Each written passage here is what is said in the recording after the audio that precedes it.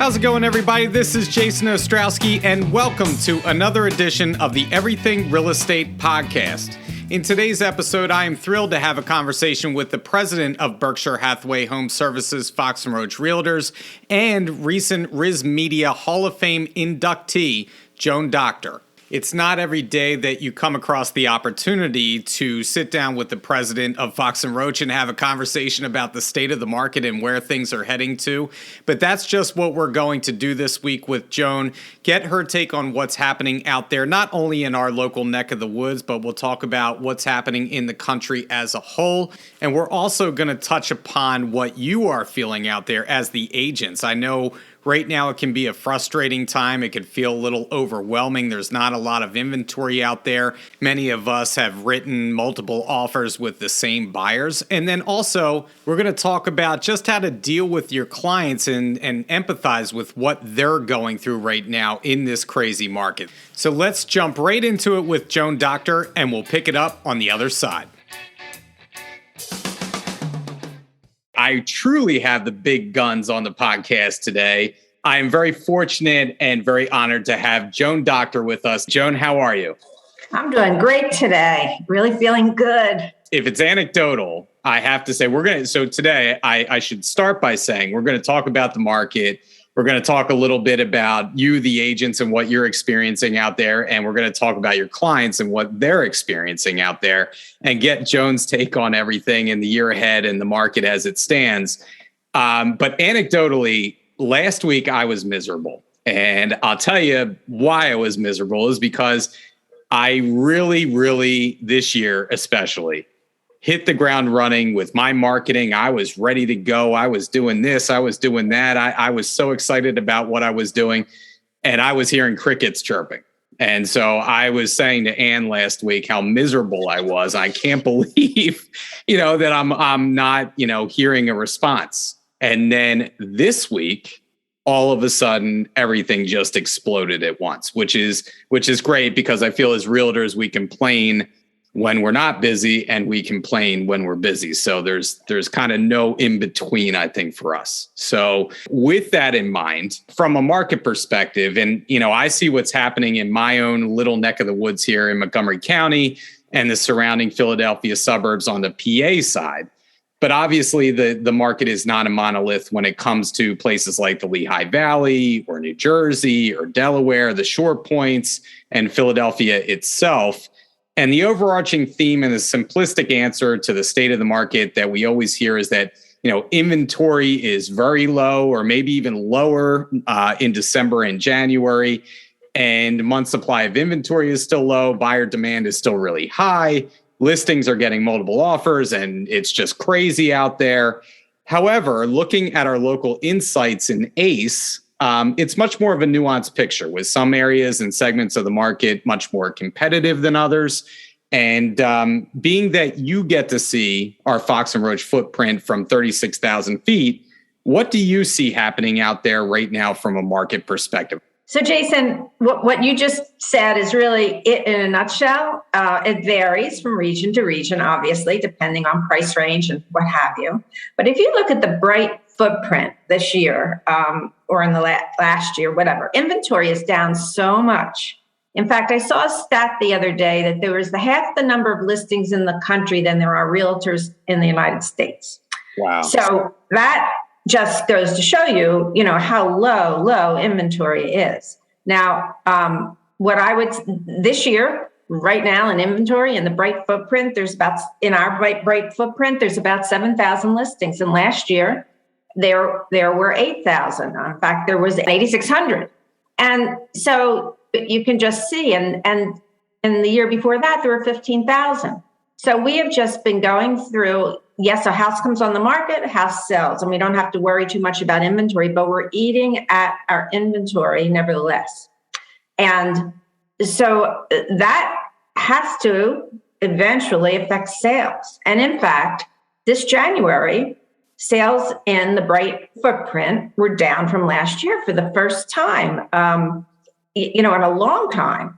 And they were up last year 18%. They were down this year 3% from the previous January. So yes, you can look at specific markets and say it's not quite so in my market, but I am hard pressed to find a market where someone said there's enough to go around. And sometimes that happens at the shore when the suburban markets might be, diminished. But I don't believe that's the case now. And there still is demand. And I am still hearing, no matter what region I go to, about multiple offers and prices just going 80,000 over asking, 50,000 over asking, 30, 100.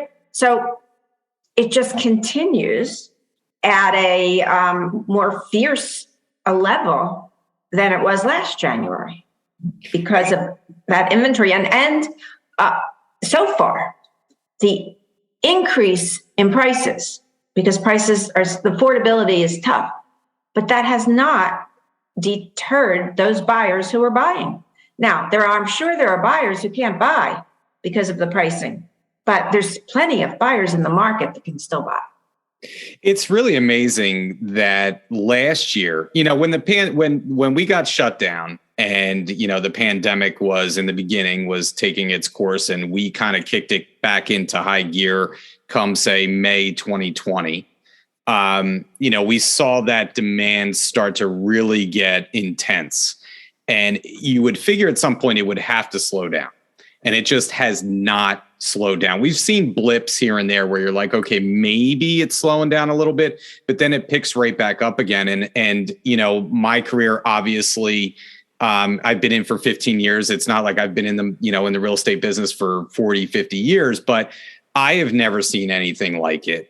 And just from my perspective, this time period, it's been very strange right now, December and January, especially because I have not seen demand be higher, yet there is such a lack of inventory coming on the market. And we are seeing that pressure cooker of, supply and demand. And you think, where does it stop? My leading into my next kind of question to you, I have heard and I've seen on social media, I've heard in just talking to agents throughout our industry that, very successful agents, even big time teams, that this is the first time that they can ever remember not having a listing or inventory to sell.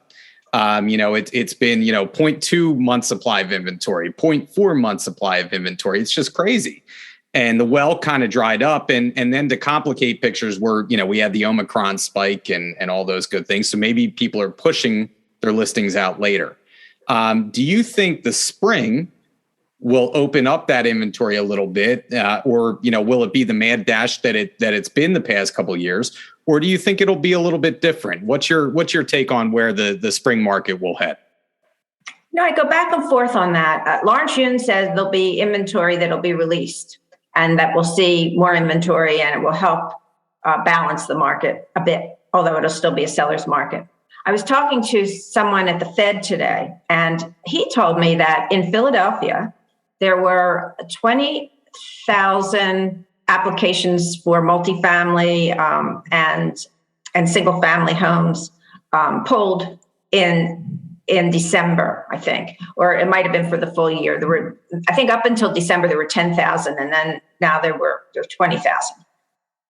A normal year has 4,500 altogether. Now they're going to do away with their tax abatement, so that might have something to do with it.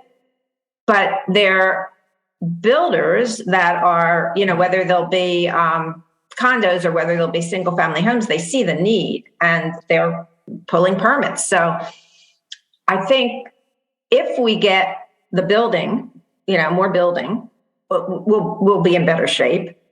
We don't have a lot of ground in the suburbs to build upon. You have to go farther out. So if people are willing to do that, that will help. The other thing that might help, and I've been thinking about this today, actually, in light of our conversation, the baby boomers have been holding off and staying in their homes, and more 55 and older communities are being built. And if the Omicron kind of fades away, as it should, and people feel back to normal, and they know that the prices that they can get for their homes is so high, we may see some inventory loosen up as they move to the next stage of their lives. But I think the fear for those who aren't moving out of state to retire or to an over 55 or have somewhere to go, and you know this, and everybody knows this, I sell for this high price. I'm going to buy for another high price. Or what am I going to buy, though? Is there anything to buy? And I think that's going to be with us for a while, although the experts are saying there'll be a little more inventory, not less buyers, but more inventory. Affordability could kick some of the buyers to the sidelines, and maybe they'll rent, but rents are so high. To your point, right before I got on the podcast with you, I was getting my hair cut. And I'm talking to my barber, and my barber's asking me questions about the market. And he said, I have friends of mine that, are thinking about potentially buying, but they can't find anything. And the rental prices out there are, he was shocked. I wasn't shocked, but he was shocked that, what some of the rental prices are going for. I said, if you can buy, you buy, because for several reasons, but the rental prices are just as insane. And he said, what do you do? And I said, well, people are, living at home longer, or some buyers potentially may be priced out of the market, unfortunately, because we don't know where the carousel stops. And I think that's my biggest fear, because I deal with a lot of first-time home buyers. And my fear is that some of them, with the increasing interest rates and the prices still rising the way that they are priced out of the market. And is that you had mentioned that earlier, but, do you feel like that's a big fear for you? Because millennial buyers make up a big segment potentially of our home buyers out there now. Yes, I maybe, but, inflation is around, right? And so that's causing some salaries to go up, right? People, the job market is so tough so that people can demand a higher compensation, and that may help them with their buying in a market where prices are up and interest rates are up. So that might help. It could also push some away. But to tell you the truth, I think the younger educated buyer today is earning a very good compensation, and they can afford. That's who's buying these houses. So maybe they'd have to buy a bit smaller of a home, or a home a little farther from where they want it to be. But I have never seen, and prices are going up a lot. I have not seen buyers be deterred if they really want to buy a house to figure something out, to buy some house that they can live with, if that makes any sense. It does. And I don't want to make this all gloom and doom. Last year, from a realtor perspective, it was personally my best year. I think a lot of agents had similar years. The good news for me last year was I had a lot of listings. And this year I have a lot of buyers right now. And they do fall into that trap. Even when you're selling right now, that is the number one question is, where am I going to go? Because I know I'll sell this quickly, but what am I going to find out there? And so there's that log jam. And I think the log jam just has to open up. Like you said, new construction starts need to rise. We need to find some creative solutions that I think, where there's, like I said, where there's a will, there's a way. I think we can make it work. We can find you a home. I don't want to discourage, buyers from buying or sellers from selling. It's always a great time to buy and sell real estate. So, I certainly want to make that clear. Can I add one thing? I think that the agents have to be creative. I don't think that you can sit around, check the MLS, see if a listing came on for your buyer. And most people know this, but it should be said that that's not going to work if you want to find your buyer a home. And with your fiduciary duty to your buyer, what are you going to do outside of your comfort level, possibly, to find them a home that'll work for them?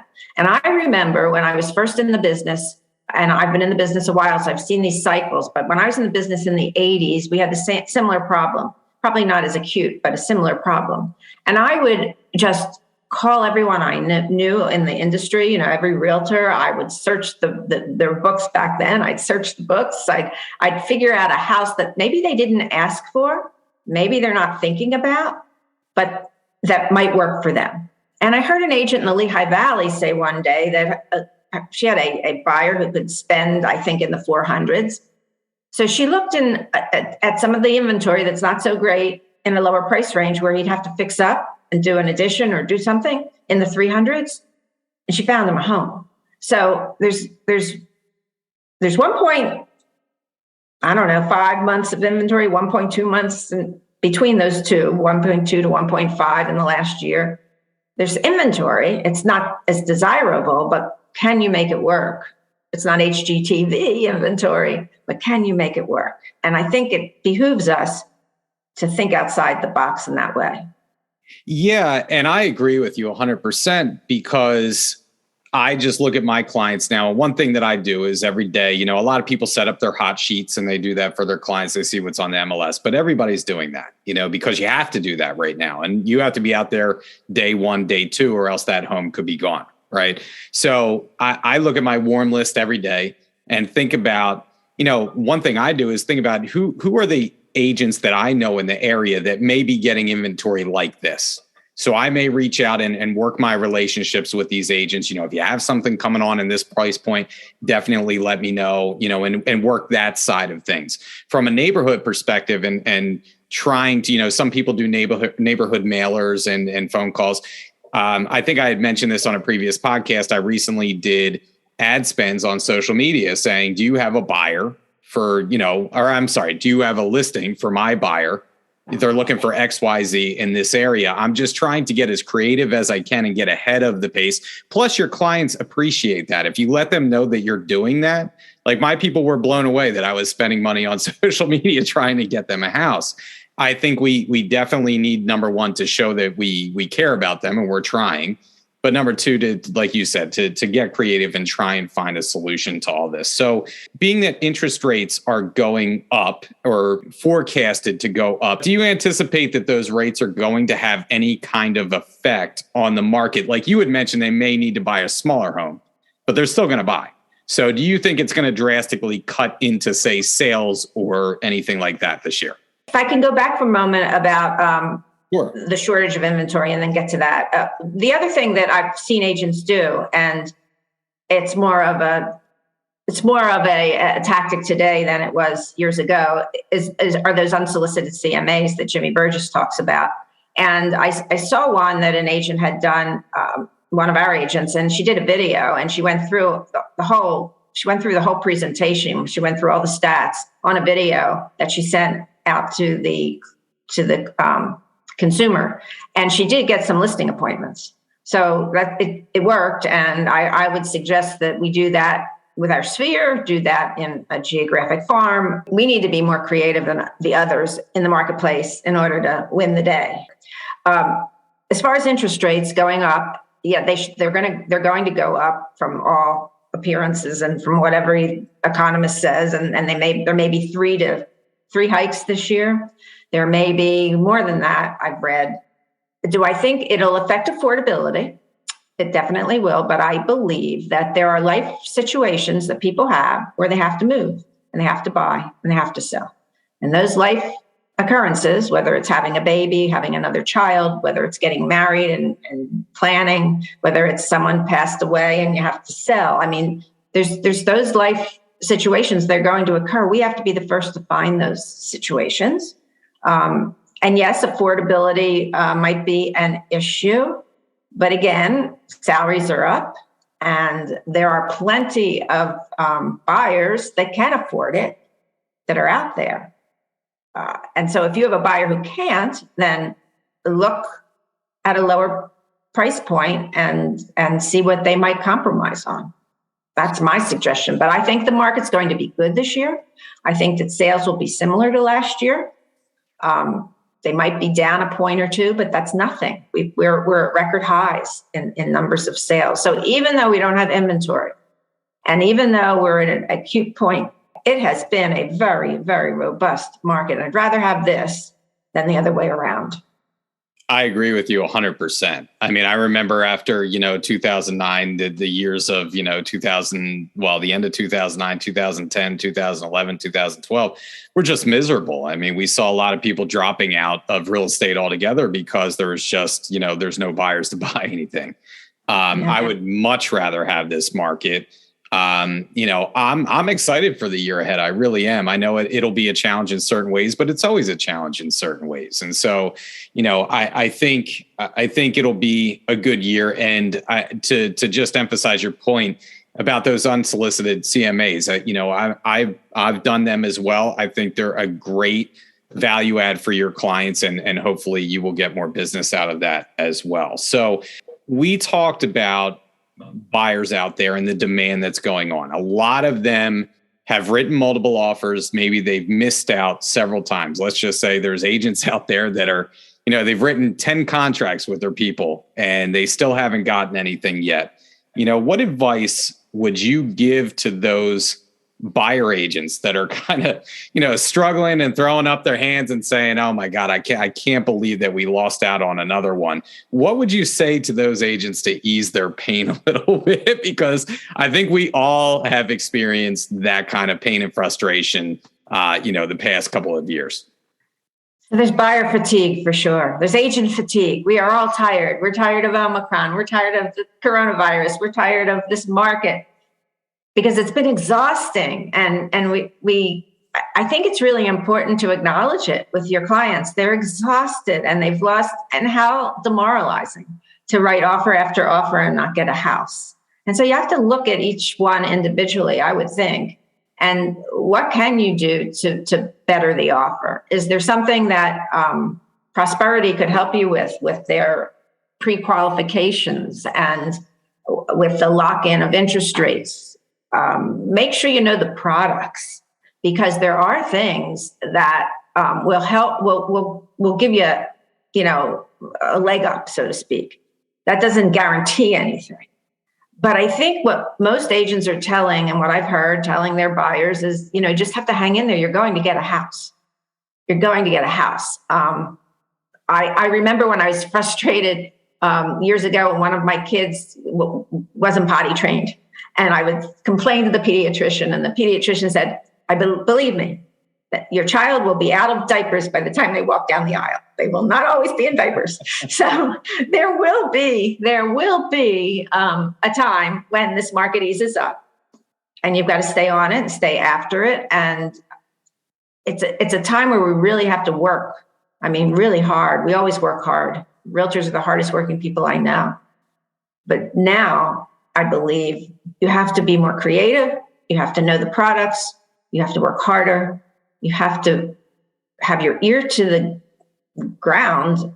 And as you said, talk to other agents and reach out to agents. The better your relationships are with other agents, the better off you're going to be to help your clients. Absolutely. And, just speaking of which, a story that I can tell was last year. And I had these buyers, they couldn't put a lot of money down. They were 5% down buyers, and they were continually just being beat out time and time again by cash offers. They were in a price point where there's a lot of cash offers, or people putting, well above 20% down. And I remember having a conversation with them. I was on vacation. I was in the Catskills, and I'm in the parking lot, and it's pouring rain. And I found out from the agent, we put together a great offer on this property. They didn't get it. And it's pouring rain. I have to call my people in the parking lot, tell them they didn't get it. And the wife starts crying.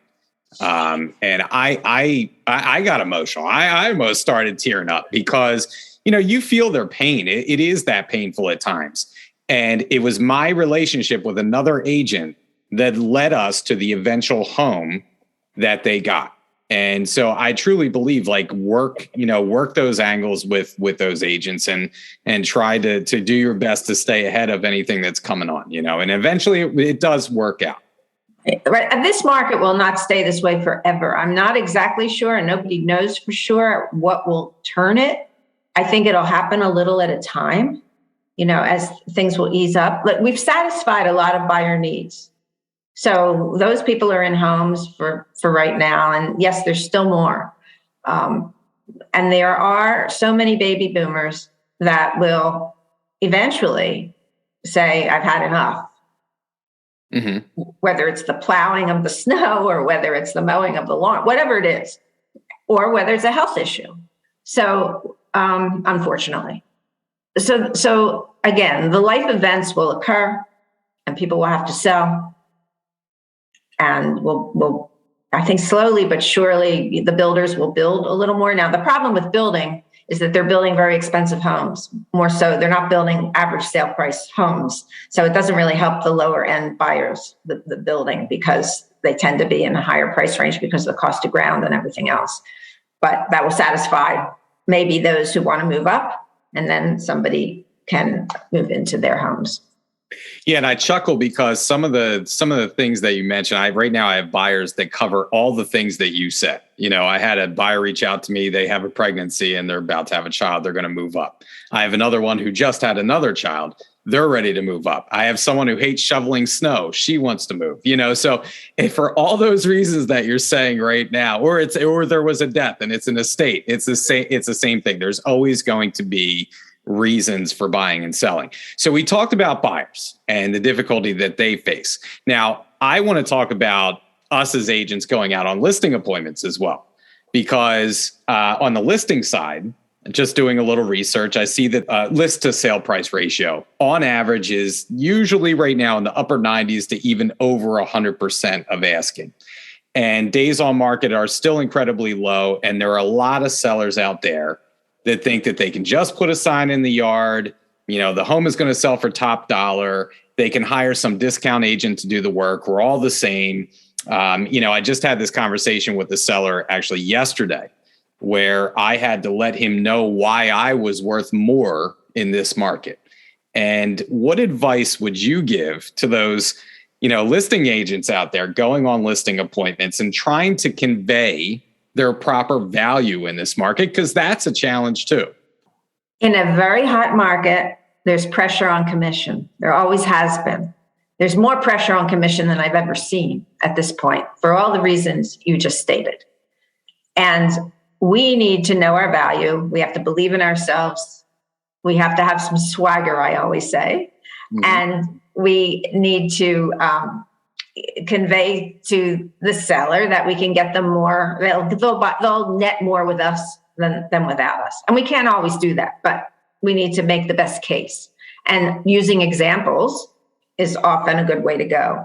If you go back to the Bright study that showed, on and off market listings. Now, some of those off market listings were quiet by a realtor, but a lot of them were for sale by owners that listed with a realtor on the MLS in a normal, scenario. They netted 16 or 17% more in a price, which is way more than the 6% that they might be paying us. So I think you make all those arguments. You're not going to convince everyone, because you're right. The sellers think they're cocky. And in fact, I have there's a seller in my own neighborhood who put it on Facebook that they were selling their home, and that they told us the price. They said, if you know anybody, neighbors, let me know. So I called, obviously. I'm going to call and say, how can I help you? And she said that several neighbors had already called, and they have buyers, they have appointments, and they're not going to list it. They did agree that they would cooperate. So not selling myself and not having buyers, I called a few agents who I know work in that area, in that price range. I said, get on it, because maybe you'll get your buyer a home and get the buyer side of the commission anyway. So you're not always going to win, but how can you maneuver until this market is not as fierce? But I do think most sellers, there are those sellers who don't want to, they read everything and they think that we're not worth our value. If you have in your pocket some horror stories that are real, or stories where you can prove that you helped someone, you're going to have to really use your sales skills on this one with certain people, not everyone, because a lot of people, even though they know the house will sell quickly, they don't know where to begin. They don't know, they don't know. The other thing is staging. I think staging and what a realtor can do to help somebody grow value and, get more for their house through staging and the expertise of the agent to help them with that. Those are the kinds of things that you've got to be creative with. You're not going to just put a sign in the law. You're not going to just get the listing because you say, I'm going to put a sign in the law, it's going to sell tomorrow, and I'm going to help you negotiate these offers. That's not necessarily going to do it. Does that make sense?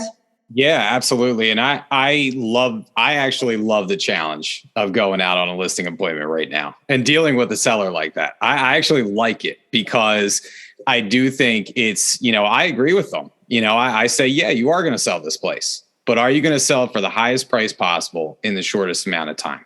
And that's where I come in. That's my negotiation. That's, and you go down the line and sell your value that way.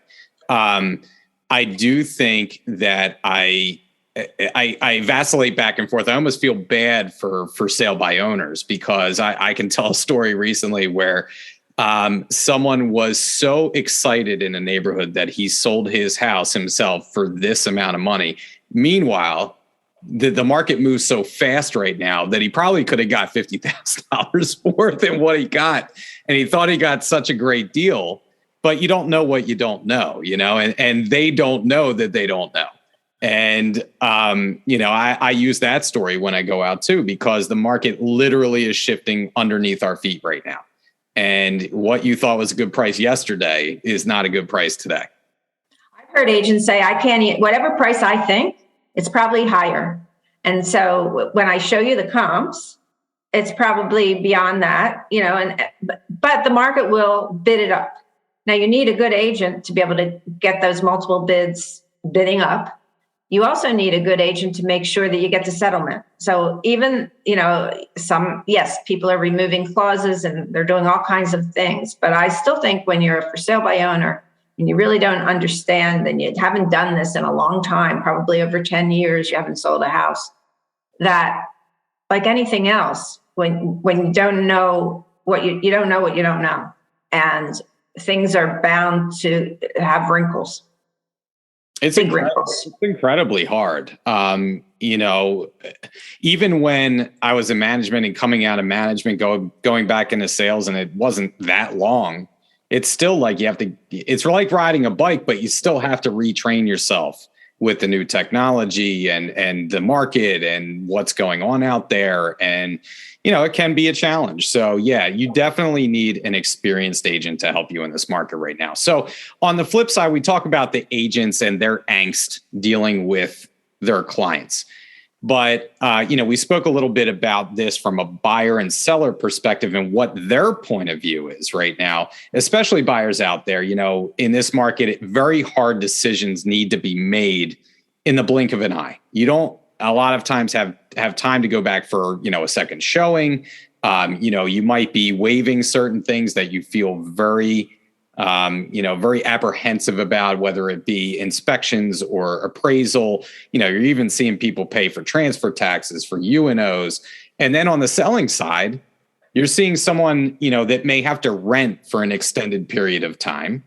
That's not ideal for them. There's certain things that they go through on their side that's very hard. So, not only are we experiencing that, but obviously our buyers and sellers are experiencing that too. So what would you say to the buyers and sellers out there if you were representing them to keep them on task, keep them confident, and give them a positive experience during this, tumultuous market that we're in? That's really tough. Always have believed that an agent needs to stay calm and they need to be the calming force. And if when the agent gets excited, it creates havoc. So number one, be your calmest self, and also empathize. It's really important to empathize with their situation. And if they're concerned that they'll have nowhere to go, align yourself with that and understand their concern. And then how can you help? And how can you, and I'm sure all agents are doing this, but you really have a conversation about what will happen. We'll put the house up today. It'll sell tomorrow. You can ask for an extended settlement. You might get it. You might not. You don't have to sell if you don't get it. Really go through step by step to get them to be as calm as you're trying to get them to be. But it is not easy today with a buyer losing houses, one after another, and just getting disgusted. Maybe you say, well, let's take a break, and if something comes up that I can get you into, I'll give you a call, because this is not a transactional business. This is a relational business. And so I think that the winners will be those agents that understand that and that want to create that relationship, whatever is good for that buyer or seller and consumer. And so many of us do that already. We have, as I talk to agents, we have the best agents. They understand, they care. They're very caring individuals. And I think that is the best you can do, because you can't change the market. The market is the market. And the market determines the price. The market determines whether there's inventory. We can't create it for the market. And so the best we can do is console, and we often are psychologists, and working with people and really just empathize. I think I think empathy should always be at the forefront of how you perceive things. Because I know, it can be a challenge for us dealing with difficult clients, but we always have to see things, or at least I try and see things through their eyes and try and get in their shoes. What are they experiencing? And they may be taking it out on you, as the agent. But you have to see things from their perspective. And I also think that setting the expectation right now for what buyers and sellers can expect, and not over promising, especially on the selling side, I think is very important, because, every seller out there right now thinks that they're going to get $50,000 over asking, at the drop of a hat. That's not always true, so don't make those promises, And would you agree with that? I absolutely agree with that. I don't ever promise. You give them this. You give them the facts. That's our job, to give them the facts. You help them analyze the facts, and then work with them. And I think it's really important when you're in sales, especially our business, to learn how to deal with difficult people. There's a lot of difficult people, and because of stress. I mean, this is the most stressful purchase, or sale of somebody's life. And so a lot of their not so good points come across. Mm-hmm. And you see fights amongst couples, you see all kinds of things. And so learning and reading about how to deal with difficult people, I think is really important. And I think it helped me through my career, because, I was a psychology major in college for a while, and I was always interested in that. And then I taught emotionally disturbed kids. So I was interested in how can I diffuse the situation? How can I, get them to calm down? How can I, I can't make it better all the time. Just for your own kids, you can't make it better all the time, but you try to help them feel better about what's going on. It's not easy. This is a very, very difficult market. And I think this is the best business in the whole wide world. And sometimes we go through these periods where it's not an easy market, but I wouldn't give up my career in real estate for anything, because there's nothing so wonderful as to help someone find the home of their dreams, a place to raise their families, to celebrate holidays, and to feel that they have a little piece of something. There's nothing better than, no career better than that. So we go through these difficult times and from difficult people, and in this market, you can understand why people are, maybe not on their best behavior. But wow, what a great business we're in. I love the fact that you help, like you had said, you help people achieve their dreams, and you truly do. I just specifically, one person last year she was my neighbor growing up. She was like a second mother to me. We sold her house for well over asking. It was just her living in the house. Her husband had died years ago. It was very emotional for her. and we had to thread the needle. We had to find her a place to live. And we found her a great place in an over 55 community. There was 6 offers in on it. We beat everybody out. We got the house. We sold her house in the morning. We settled on her new one in the afternoon. And just to see the look of appreciation and excitement on her face, I still feel like choked up about it. It was just the best experience for me personally. And that's why, we deal with a lot of those, quote unquote, difficult people out there, because it's always the ones that bring us that joy, that keep us going. And I truly love what we do. So anyway, shifting gears, one last. Oh, that's a great story, Jason. I love that story. Thank you. Got to remember that one. Yeah. Well, shifting gears, one last, lighter hearted question for you. Have you ever been to Louisville before? I know the convention's out in Louisville. Have you ever been to Louisville before? No, I've only been there vicariously by watching the Kentucky Derby. So I have never been. I hear wonderful things, and really, really excited that the convention is there this year, and everybody will get to experience Louisville. But I have not been. Have you been? No, I haven't. But I'm looking for. I wanted to know what you're looking forward to in Louisville. I know me personally. The bourbon. I think the bourbon trails out there. I'm kind of looking a little forward to that. Churchill Downs. All that excitement.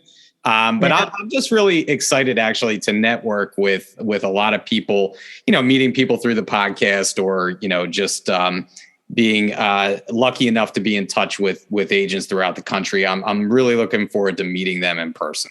So, well, it's a great opportunity to network, as you say. That is a really good reason to go. I have seen agents who go, they network. They get referrals for years to come. They sell 1 or 2 more houses a year because they networked at the convention. So it's if you're going and you're spending the money and you're spending the time, make sure, whoever's listening, that you are networking with others, because that is one of the best parts of the convention. And yes, Churchill Downs will be amazing. Not to mention the fact that it's just a lot of fun, being with your peers and your colleagues and seeing the excitement out there. It's a very cool experience. So anyway, plug for the conventional on this podcast. I love it. Thank you. No problem. Well, Joan, it's been a pleasure talking to you. I appreciate you taking the time out of your busy day to join us today. And I'll be seeing you at the convention, I guess, right? Yes. And Jason, I have to tell you that I just love your podcast. I love your attitude. I love the how you bring so many different points of view to the table that we can all listen to. And I really like your point of view as you analyze what people are telling you. So congratulations on a great podcast. I recommend that everybody listen to it for each session that you do, because it's been great. I know I listen and I learn a lot. So thank you for doing it. And thank you for all that you do for the company. Well, thanks, Joan. I truly appreciate that. So anyway, thanks a lot. And like I said, we'll be talking to you soon. Thanks, Jason. Bye. That was the conversation with Joan Docktor, and it was great to get her perspective on the state of the market as we head into 2022. A few key takeaways that I had from talking with Joan. Number one, we don't know exactly when the market is going to change. I know we've been in kind of that breakneck pace ever since we really came out of our shutdown May of 2020, and it just seems like the squeeze on inventory is just getting a little bit tighter as we go along here. So it's going to require us to get creative with our marketing and do that little bit of extra work in order to get more listings. That could be talking to your fellow agents about inventory coming up. It could be networking. It could be doing the unsolicited CMAs for your clients. We need to find creative solutions in order to get more listings. Number 2, with interest rates rising due to inflation, we'll see how the market reacts to that as we move further and further into 2022. There's plenty of buyer demand out there, and it may make buyers adjust downward in terms of their pricing and what they can afford. But since there is so much demand, Joan doesn't believe that buyers will necessarily be priced out of the market, but they may need to adjust what they're looking at.